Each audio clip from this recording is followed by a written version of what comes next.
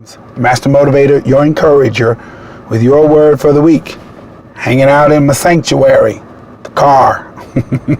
One of the best places where you can have thought and thinking without any interruption.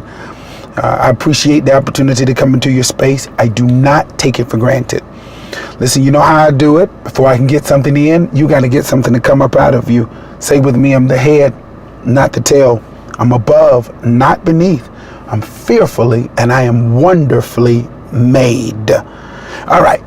So this week, I want to talk about several things. Getting ready, going into Father's Day, the week of Father's Day, and hopefully you will celebrate your dad if you have one. Find somebody that you can do celebrate. But one of the things in light of this, I was not fortunate enough to have a father who poured into me. And so a lot of these things in my life and the decisions that I've made were decisions looking for father figures and not really understanding my own true gift. And the challenges that I've always had with people who were in my life as fathers, one of the things that they wanted to do was make me like them, when in fact there was a real gift inside of me. And I had to discover that. And I told myself that I would never allow my son not to recognize the gift that's in him. Now, in the process of doing that, what happens is that you are fought, if you will, with the challenges of, can you really be that great? Can you really walk into that area of greatness? And I'm saying to you, yes, you can. I'm saying to you that it is possible. I've gone through a situation here of late that has challenged my truth. And what I'm excited about is that I have really come into the truth of what I am, who I am, the gifts, and no form of disagreement, no form of silence will deter me from that gift, from knowing my truth. Now, this is what you're going to have to learn, that if you're going to do your truth, you may have to walk the walk by yourself. You may have to sacrifice. In fact, I believe you're going to have to sacrifice. And you're going to have to give up some things just so you can be in your truth. But the reality of me knowing what the truth is and discovering it makes me such a happier guy. I know that I'm capable of doing it because I trust in the gifts that surround me.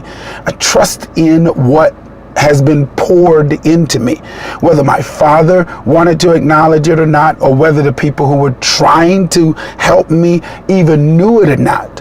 When you discover it within yourself, man, that's a wonderful, wonderful place.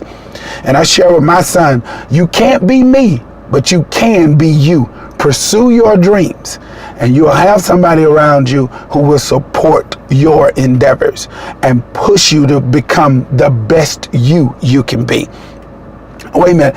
And not at the expense of being horrible to other people. I don't have to step on other people to become great. I don't have to be manipulative to become great.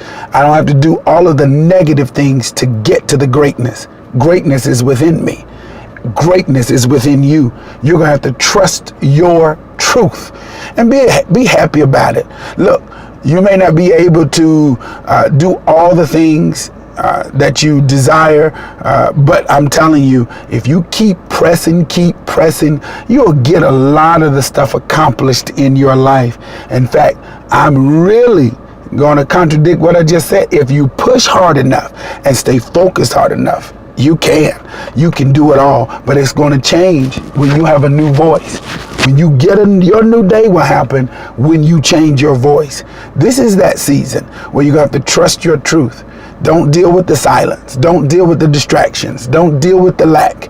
Deal with the greatness that's on the inside of you, and be happy about what's coming your way. Be happy about who you are. Be happy that you've even discovered it, because knowing, as G.I. Joe would say, is half the battle.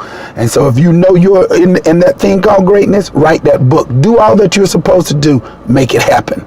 Until next week.